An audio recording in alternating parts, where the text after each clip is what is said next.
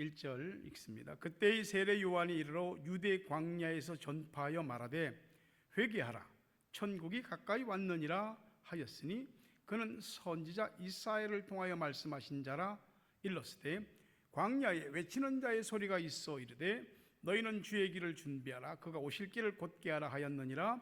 이 요한은 낙타털 옷을 입고 허리에 가죽띠를 띠고 음식은 메뚜기와 석청이었더라. 이때 예루살렘과 온 유대와 요단강 사방에서 다 그에게 나와 자기들의 죄를 자복하고 요단강에서 그에게 세례를 받더니. 아멘.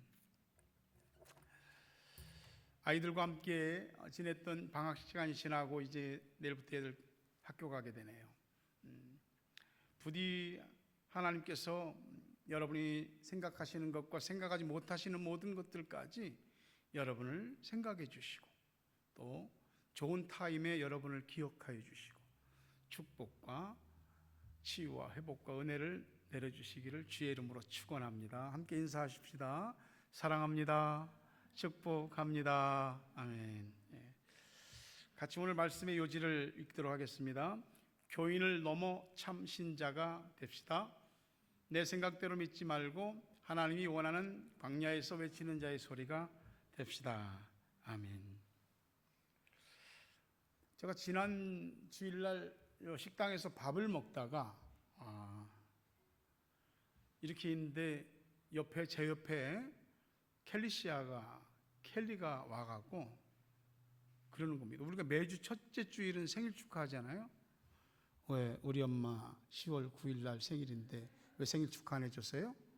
나한테 따지더라고요. 그래갖고 내가 당황스러웠어요. 근데 얼마나 귀여운지. 근데 엄마가 신상 카드에 생일을 안 써주셔갖고 제가 그것까지는 제가 이렇게 그냥 투시를 못하니까 그랬거든요.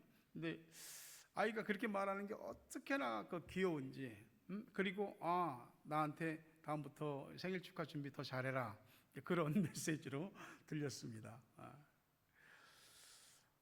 우리가 그 TV 프로그램 가운데 나는 자연인이다 하는 그런 프로그램이 있습니다. 지금도 하는지는 잘 모르겠는데 복잡한 도시가 싫어서 또는 사업 실패나 또는 어떤 큰 병을 얻게 돼서 도시와 사람들을 떠나 이렇게 산속으로 들어가는 굉장히 불편하고 힘든 생활인데 그렇게 사는 사람들이 있습니다. 그들이 하는 소리가 한마디씩 어떤 맑은 소리가 돼서 좋은 생각들을 줄 때가 있습니다. 나는 자연인이다라고 하는 이런 일반적인 것뿐만이 아니라 하나님을 믿는 믿음의 사람의 세계에도 영적 자연인들이 있습니다. 다른 게 아닌 하나님께 집중하려는 영적 토종이 되려고 땅길만 뚫는 게 아니고 하늘길을 뚫으려고 하는 사람들이 있거든요. 오늘 이런 사람들이 교회 안에 있어야만이 하나님께서 그런 사람들을 통해서 하나님의 메시지를 세상에 내놓게 됩니다. 예수님 당시에 유대교회는 3대 종파가 있었습니다. 하나는 바리새파, 다른 하나는 사두개파, 또 하나는 에세네파입니다. 이 중에 바리새파와 사두개파는 우리가 바리새인, 사두개인 그러잖아요. 이 사람들은 당시 유대교 사회의 종교 집단이기도 하고 나름대로 큰 힘과 권력을 가졌으며 기득권자 세력이었습니다. 바리새파 사람들은 우리가 바리새인이라고 불리는데 이 사람들은 율법을 엄격하게 지키는 사람들이에요. 문자 그대로 지키려고 하는 거죠. 근데 이 사람들은 모세의 율법 외에 자기들이 이 율법의 말씀을 토대로 뭔가 전통적인 것들을 만들어내서 그것도 지켜라 그런. 그러니까 백성들이 사실은 힘들지요. 그런 어떤 억압적인 틀을 613가지나 만들어서 제시하니까. 근데 사두개인들은 어떤 사람이냐면은 이들은 주로 귀족이나 또 이 제사장 계급의 사람들입니다. 성전 의식 또 제사 이런 걸 굉장히 중요하게 여겼고요. 바리새인과 달리 모세오경, 창세기, 출애굽기, 레위기, 민수기, 신명기 5개가 모세오경이거든요. 요것만 율법이다, 요걸 지켜야 된다라고 말하고, 이 사람들은 영의 존재를 믿지 않습니다. 부활도 믿지 않습니다. 천사도 인정하지 않습니다. 이 바리새인이나 사두개인이나 이 사람들은 각 자기네 집단별로 굉장히 조직화되어 있고 힘이 있습니다. 근데 서로 일치하지 않는, 의견 일치가 안 되는 부분들이 있거든요. 연합하지 못하고 항상 서로 견제했습니다. 하지만 이 사람들은, 일반 사람들은 뭐 함부로 말 걸거나 또는 뭐 시비하고 또 대들 수 있는 그런 사람들이 아니에요. 굉장히 막강한 파워를 가지고 있었던 사람입니다. 문제는 이 사람들이 당시 유대 사회의 그 정점에 있는 핵심 키맨들이면서 그들이 옳지 않다는 데 문제가 있습니다. 외관상으로는 하나님도 알고 성경도 알지만 그건 그냥 그 사람들은 문자, 글자 그대로의 율법에만 집착했습니다. 그러니까 이 사람들이 어떤 율법의 열성은 있는 것 같은데 진짜 거기에 담긴 영성은 없는 사람들이죠. 백성들을 수도 없이 가르치고 했지만은 사실은 하나님의 성령의 감동이 없이 그냥 문자 그대로만 가르치는 사람들이었습니다. 구약의 말라기 선지자 이후에 유대 사회에 하나님의 메시지를 전하는 선지자가 400년 동안 나타나지 않았습니다. 무려 400년입니다. 하나님의 선지자가 400년 동안 나타나지 않았는데도 그런 거 아무 문제가 되지 않는 거, 이 사람들한테는. 종교적인, 율법적인 매너리즘에 빠진 거죠. 그에 반해서 세 번째, 이 에세네파 사람들은 사해, 데드시, 사해 근처에 쿰난이라고 하는 지역에서 공동체를 형성하고 살았습니다. 쿰난 지역에는 이 토굴이 많이 있었습니다. 그래서 거기서 그들은 하나님 앞에 집중하려고 했던 경건주의자들이죠. 당시 이런 종교 지도자들의, 바리새인이나 사두개인이나 이들의 그 종교 지도자들의 부패한 성전의식, 제사제도, 잘못된 율법의 적용, 이런 것들에 대해서 이 사람들은 그것은 옳지 않다라고 해서 예루살렘을 떠나서 광야에 자신의 자리를 잡고 거기에서 은거했던 사람들입니다. 거기서 평생을 기도하며 하나님의 말씀을 필사, 그래서 성경의 사본 가운데 가장 중요한 사본 가운데 하나인 사해 사본이 바로 에세네파 사람들에 의해서 만들어졌습니다. 이들은 금욕주의를 힘썼고요, 또 하나님 앞에서 바른 믿음의 사람이 되려고 몸부림쳤던 사람들이죠. 이 사람들은 뭐 영, 천사 뭐 이런 거 다 믿었고요, 특히 메시아가 오실 것이다, 하나님의 나라가 올 것이다, 그때를 대비해야 된다라고 하는 의식 속에서 살았던 사람들이죠. 세례 요한도 그 중에 이 에세네파에 속한 한 사람이었습니다. 오늘날 교회도 많고 목사 후보생도 많고 목사도 많습니다. 신학교를 가면 신학을 가르치는데 이 신학에 그냥 신학만, 학문만 있고 영성이 없는 게 그 문제가 됩니다. 주의 종의 길을 가려고 하는 사람들이 영성은 별로 중요하게 여기지 않는 경향이 있습니다. 좀 더 편한 길, 또 편한 목회, 또 직업으로서의 목회, 이런 것을 선택하는 경향이 큰 겁니다. 그렇게 되다 보니까 신학교에서부터 영성이 채워지지 않으니까 영성 없는 빈 껍데기 목회자들이 배출되고, 그들을 통해서 가르침을 받고 인도함을 받는 교인들도 사실은 영성이 없는 공허한 메아리들을 들으면서 성도들의 영성도 같이 빈곤해지고 있는 게 오늘날의 상황이죠. 우리가 교회를 다니면, 교회에 와서 이 의자에 앉아 있으면 당연히 천국으로 들어갈 걸로 사람들이 생각하고 있습니다. 많은 사람이 복음을 머리로 알고 있습니다. 근데 천국이 정말 그렇게 쉽게 들어가는 곳인가? 천국을 머리로만 알고 있고 생각으로만 하고 있어도 천국은 들어갈 수 있는 그런 곳인가? 그렇지 않습니다. 이스라엘 백성들이 40년 광야 생활을, 광야를 통하지 않고 가나안 땅에 들어간 사람은 하나도 없습니다.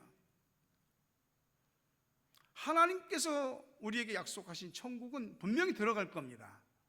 들어갈 건데 우리가 어떤 모습으로 천국에 들어갈 거냐 하는 거죠. 자신의 인생에서 성령의 세례와 성령의 감동과 자신의 인생에서 하나님에게 포커스를 맞추고 사는 그런 자신의 영적 광야가 없는 사람들은, 그 사람들의 천국은 어쩌면 자기 생각 속 천국일 수 있습니다.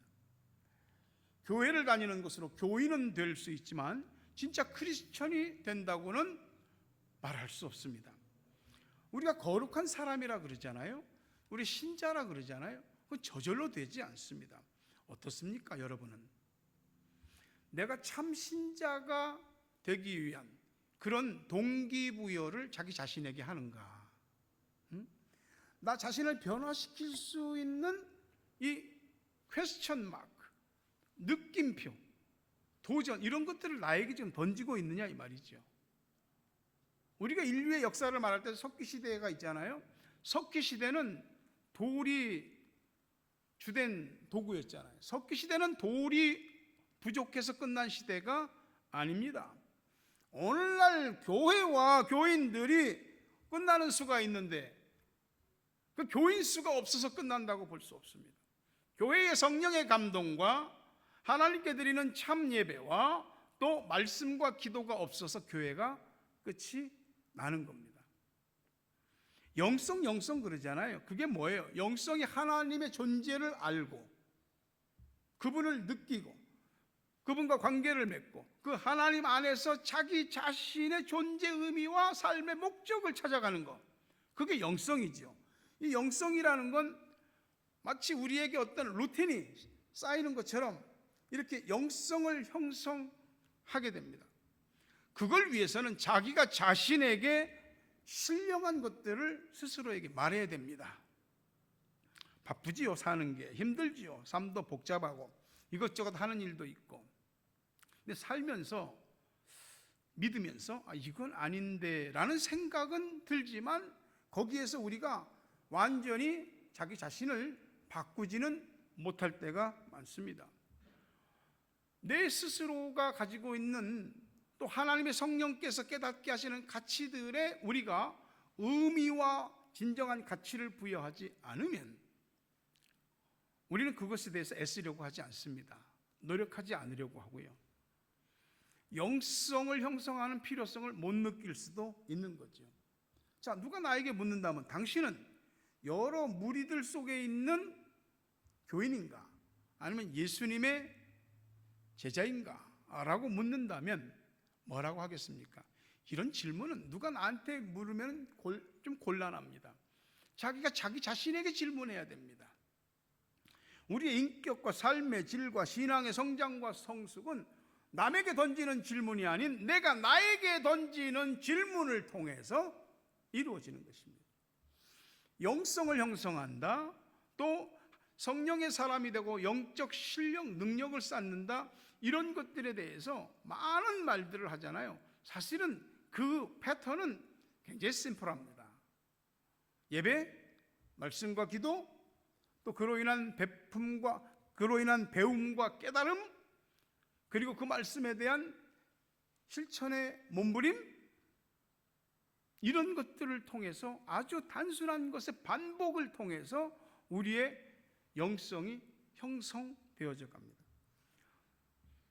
우리 아이들이 태어나서 바르게 빨리 큰 것이 아니고 느리게 크잖아요. 영적인 형성도 느립니다.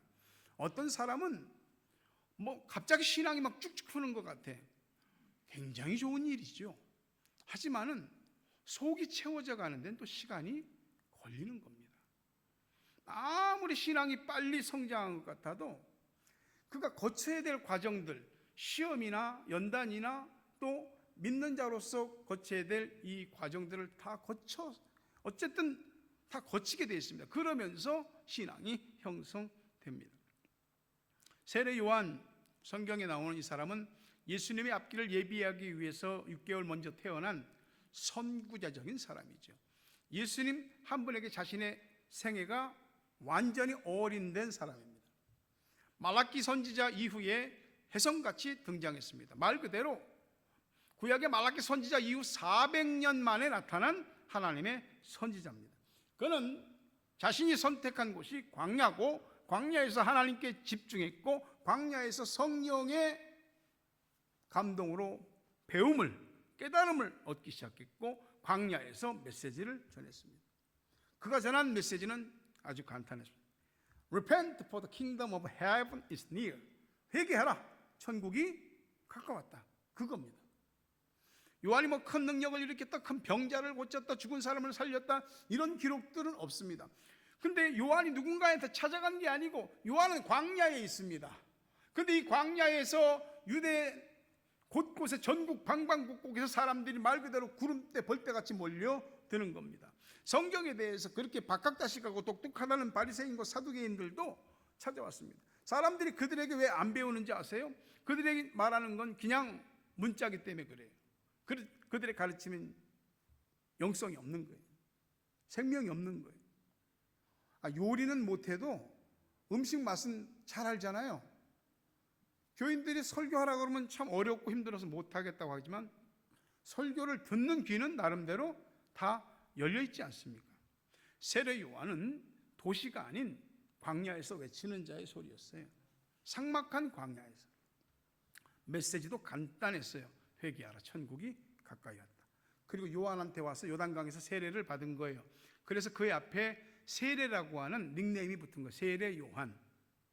많은 사람이 큰 교회, 사람이 많이 모이는 교회, 잘 꾸며진 교회, 시스템이 잘 갖춰진 교회, 뭔가 체계적인 교회, 그 교회 가면 뭐 찬양팀이고 뭐든 교육 부서고 모든 것이 다 완전하게 잘 갖춰진 교회, 그런 교회를 많이 선호합니다. 어쨌든 내가 별로 할 일 없어요. 그냥 거기 가서 갔다 오기만 하면 되는 거예요. 다 잘 되어진 곳에. 물론 그런 교회가 잘못됐다는 얘기는 아닙니다. 그런 교회만을 선호하고 하나님 앞에 자신의 진정한 광야를 찾지 않는 사람들이 문제인 거죠. 남들 다 자는 새벽에 기도한다, 남들 좀 쉬고 일찍 잠자리에 들어야 되는 밤 시간에 기도한다. 그런데 그 시간에 이제 깨어서 기도한다. 그럼 피곤하지요. 근데 그게 광야의 자리거든요. 사는 것도 피곤한데 나 외국에 와서까지 교회 매달리고 싶지 않고 목 매달리고 싶지 않거든. 근데 여러분, 그런 광야를 찾지 않는 사람들이 갈수록 늘어나면서 광야의 정신과 광야의 메시지는 사라지게 됩니다. 그리고 나중에는 이 영적 삭막함과 빈곤함이 자기 자신에게 부메랑처럼 돌아오게 되는 겁니다.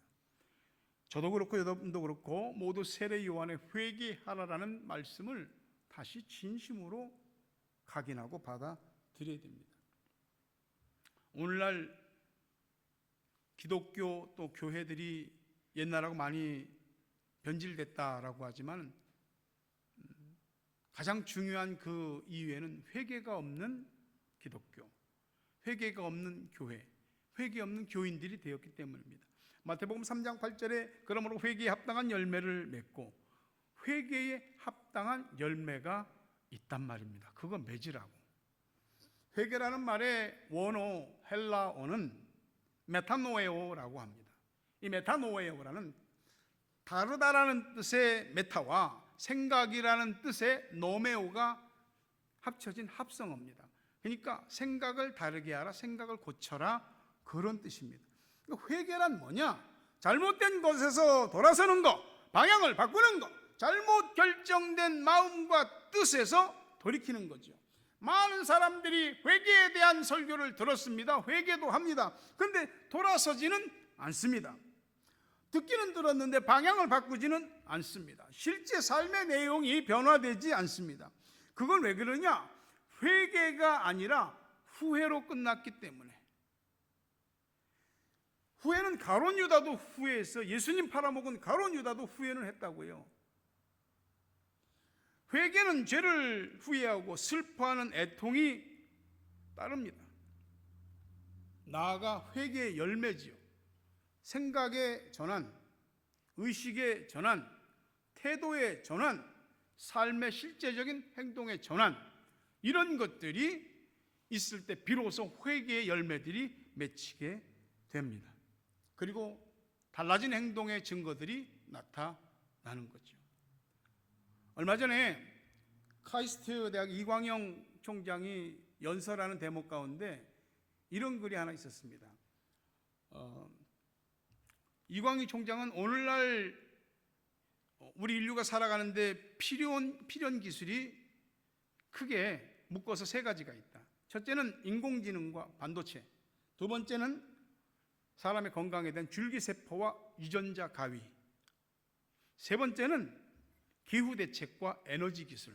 이런 부분들을 우리가 앞으로 현실이기도 하고 미래이기도 하고 대처하려면은 이분이 한 말이 뭐냐면 한복 입고 뛸 수는 없다, 그 얘기를 하시는 거예요. 우리가 지금 믿는 모습은 옛날 어떤 한복을 입고 뛰는 것과 같을 수 있습니다. 하나님 앞에 우리의 마음과 생각과 우리의 삶의 현실이 돌이켜지지 않고 그대로 옛날의 한복을 그대로 입고 달리면 마귀에게 좋은 것을 다 내주고 다 뺏기게 내주면서 믿는 것입니다. 마귀의 손에 들려서 원치 않는 멜로디를 연주하는 그런 삶은 우리가 원치 않는 거거든요. 근데 그럴 수 있는 겁니다. 내가 혹시 마귀 손에 붙잡혔나? 이런 생각을 해보고 자신의 실체를 분명히 볼 수 있는 눈을 가질 때 내가 이런 사람이었다는 걸 알게 되고 거기에서 바로 하나님께로 회개하는 티핑 포인트가 이루어지게 되는 것입니다. 로마서 12장 2절에 보니까 너희는 이 세대를 본받지 말고 오직 마음을 새롭게 하여 하나님의 선하시고 기뻐하시고 온전하신 뜻이 무엇인지 분별하도록 하라. 이 세대 본받지 마라. 마음 새롭게 해야 된다. 그래야 하나님 뜻이 뭔지를 분별하게 된다. 변화되지 않는 크리스천은 불에 타다만 건더기 나무처럼 쓸모도 없고 보기도 흉한 것입니다. 예수 안 믿는 사람보다도 예수 믿다가 그만둔 사람들, 믿는 틀은 있는데 회개의 열매와 성령의 감동과 또 하나님을 향함이 영적인 갈급함이 전혀 없는 그런 걸 느끼지 못하는 이 사람이 안 믿는 사람보다 더 위험한 겁니다. 차라리 안 믿는다고 그러면 전도라도 할 수 있지만 이 사람은 믿는다고 그러니까 전도할 길도 사실은 없는 거예요. 자신이 믿는 믿음이 오히려 자신에게 화가 될 수도 있는 것입니다. 사람들은 잘 만들어진 설교, 흠잡을 데 없이 매끈한 설교, 2, 30분 쌈박하게 듣기 좋은 설교, 유머가 잔뜩 담기고 사람들 배꼽 짚고 웃고 그리고 한바탕 뭔가 그냥 속에 다 풀고 가고 그런 설교를 좋아합니다. 설교에 그런 부분이 필요하긴 하죠. 근데 그런 설교에 사실 많이 길들여져 있는 거죠. 그래서 목사님들이 그런 욕구를 만족시켜 주려고 그런 설교에 자꾸 포커스를 맞추고 있는지도 모릅니다. 그러다 보면 잘 구성된 강연 한 편과 거기에 대해서 박수 쳐주는 그런 정도로 이 메시지가 끝나기가 쉬운 겁니다. 설교는 말씀을 전하는 동시에 해석입니다. 이 말씀을 전하면서 해석할 때 전해지는 메시지가 나를 자극할 수도 있고 불편할 수도 있습니다. 그런 내가 자극을 받고 내가 불편해야지 자기 자신에게 질문을 던지지 않겠습니까? 그리고 그 질문에 대해서 각자 답을 찾지 않겠습니까? 설교는 사실 그렇게 만들어줘야 된다고 생각합니다. 말씀에 진액이 녹아서 나오고 직설적인 설교가 우리를 자극하고 불편하게 할 수 있지만 나를 살릴 수 있다면 우리는 기꺼이 그런 설교를 들을 수 있는 마음의 자세와 수준으로 커가야 됩니다. 제가 설교자로서 하나님 말씀의 진수는 빼고 여러분 듣기 좋고 입맛에 짝짝 맞는 그런 설교만 계속 하면은 그거 싫어해야 됩니다. 우리 목사님 조금 각도가 틀어졌는데 그런 생각할 수 있어야 됩니다. 진짜 좋은 설교자는 교인들이 사실 만드는 겁니다. 교인들이 하나님의 말씀을 진정 사모하면 설교를 준비하는 사람이 그냥 지 맘대로 할 수가 없는 겁니다. 왜? 진지하게 또 마음을 다해 하나님의 말씀을 기대하는 사람들이 있기 때문이죠. 제가 전도사 때부터 지금까지 하나님의 말씀을 전하면서 셀 수 없이 많은 설교를 했죠. 그러나 성령의 감동 없는 설교도 많았습니다. 저도 잘하는 설교에 들어가려고 그냥 애쓴 적도 참 많습니다. 지금도 그런 면이 없다고는 할 수 없죠. 그러다 보니 영성이 없어지고 내가 성령의 감동이 없어지고 그런 설교를 공허한 메아리처럼 외칠 때 하나님 저를 광야로 몰아가시는 거예요.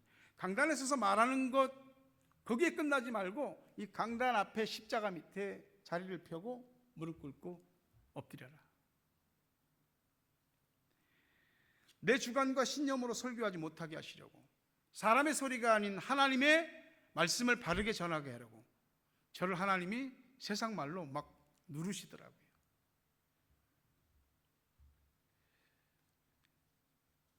그것이 감사하죠. 그것이 감사한 거예요. 지난 4월 한국 가서 아버님 장례식을 다 마치고 돌아온 이후로 지금까지 이 강단에 자리를 펴고 하나님 앞에 기도하면서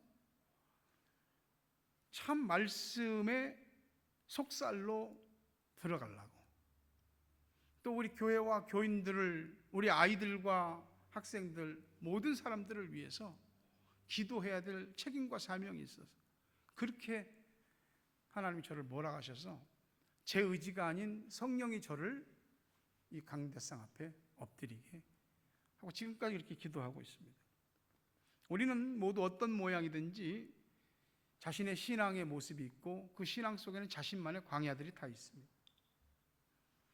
주일 예배는 공동체가 드리는 예배도 중요하지만 사실은 우리 개개인이 하나님께 예배를 드리는 게 가장 중요한 겁니다. 말씀은 선포되지만 말씀은 각자가 들어야 하는 것이거든요. 누군가는 유행을 따라, 감정을 따라, 사람을 따라서 믿는 그럴 수도 있지만 여러분은 내 깊은 영성을 위해서, 내가 진짜 하나님의 영적 자연인이 되기 위해서 광야를 억지로 피하지 마십시오. 뉴질랜드 타우랑가에 와서 이민 목회를 시작해서 지금 20년째 21일 특세를 하고 있습니다. 이번 10월 28일이면 36번째입니다. 항상 힘듭니다. 준비하는 것이 항상 힘듭니다. 나에게도 여러분에게도 그 21일 특세가 하나님을 좀 더 가까이 할 수 있는, 하나님과에게 나아가 하늘길을 뚫어보려고 하는 그런 특세의 광야가 한번 여러분에게 펼쳐지기를 간절히 바랍니다. 누군가는 겉보기에 신앙적으로 괜찮은 신앙 같은데 겉보기에 좋은 옷을 입고 아무런 문제가 없는 것처럼 교회를 다닐 때 여러분은 자신의 광야에 나가서 낙타털 옷을 입고 가죽띠를 띄우는 그런 옷을 입으십시오. 누군가는 생각 없이 말씀을 듣고 듣기 좋고 편한 그런 말씀에 많이 자기 자신을 내맡길지라도 그런 말씀을 먹으려고 할 때 여러분은 자신의 광야로 나가서 하나님이 여러분을 위해 준비한 메뚜기와 석청의 음식을 먹으며 영성을 쌓으십시오. 그렇게 영성이 형성되면 광야의 영적 포스가 여러분에게 생길 겁니다. 내가 막 누구한테 가서 말하는 것보다도 누군가 나를 찾아오게 될 겁니다. 그때 여러분의 입술에서 광야에 외치는 자의 소리가 나올 거고요. 그 입술의 말은 사람 소리가 아니고 하나님 소리입니다. 말씀을 맺습니다. 저도 여러분도 우리 교회도 다 광야가 있지 않겠습니까? 거기는 나 찌그러지고 죽는 자리가 아니고 오히려 하나님이 나를 채우고 진정한 내 내면 세계의 본질을 깨우고 내면 세계의 질서를 확립시키시고 거기에서 하나님을 제대로 잘 믿는 그 한 사람이 되게 만드시는 겁니다. 좀 힘들고 또 어려운 일이 있을지라도 광야를 찾으십시오. 그리고 거기서 외치는 자의 소리가 되십시오. 여러분의 소리를 자녀들이 들을 것이고 여러분의 소리를 부모님들이 들을 것이고 여러분들의 소리를 누군가가 들을 것이고 여러분들의 소리가 사람 소리가 아닌 하나님의 소리가 되도록 성령께서 역사해 주실 것입니다. 그렇게 되길 주의 이름으로 축복합니다. 광야를 지나며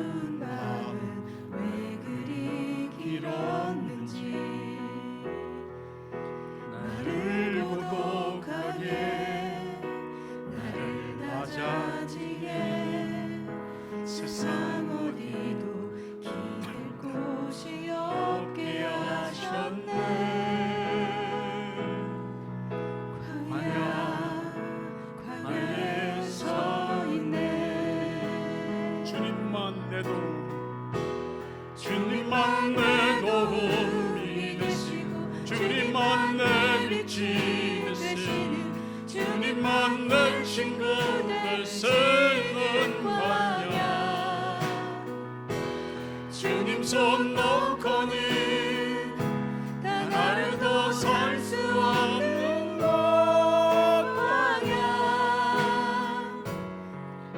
광야에 서 있네. 나를 깊은 어둠 속에 홀로 두시는 주님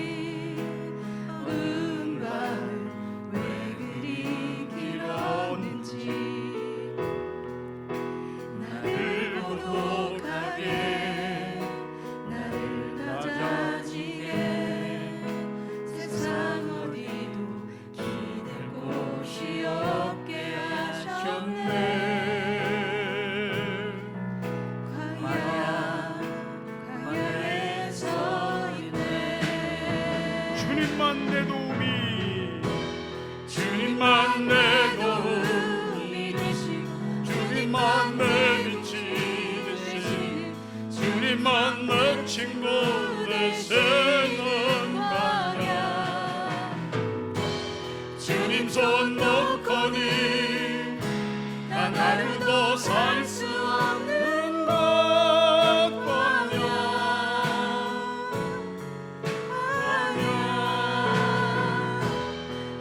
나를 사랑하시며 나를 더 정결케 하시며 나를 택하여 보내신 그 광야 성령이 내 영을 다시 태어나게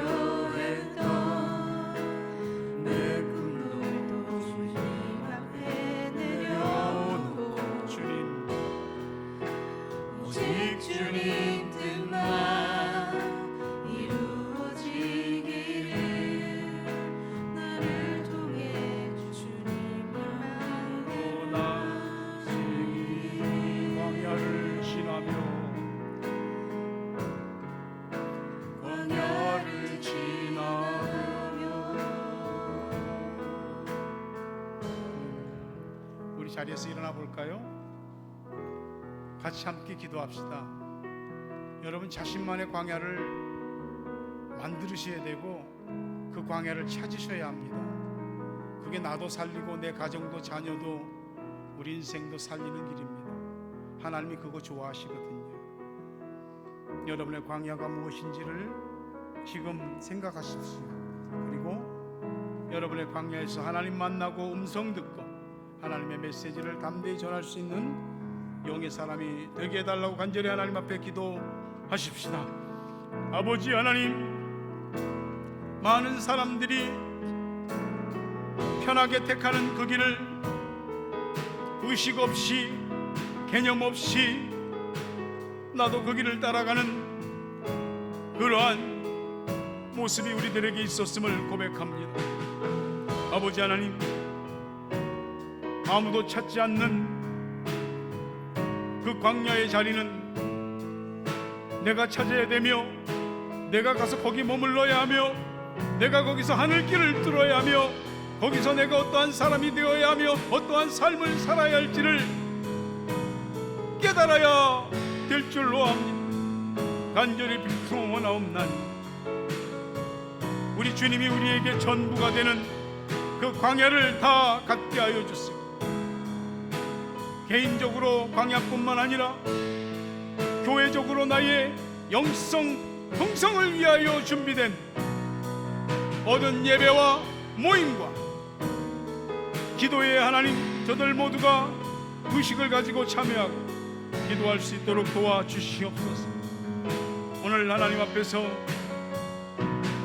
나는 가려지고 주님만 드러나는 모습이 되기를 간절히 원합니다. 아버지 하나님, 우리의 마음과 생각을 바꾸어 주시고 의식의 지각대 변동이 일어나게 하시고 잘 믿어보려고 제대로 믿어보려고 건강한 믿음의 사람이 되려고 몸부림치는 그러한 우리 모두가 될 수 있도록 인도해 주시옵소서. 광야에 외치는 자의 소리가 여기 있다고 외치는 광야의 사람들, 광야의 소리들 되게 해 주옵소서.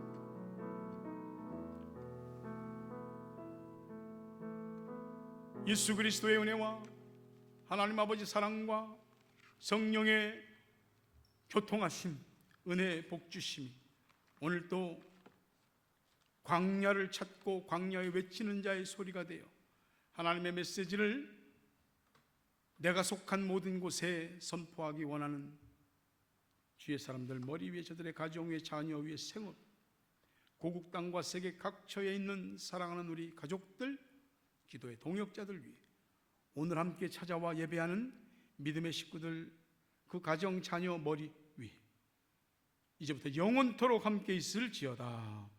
아멘.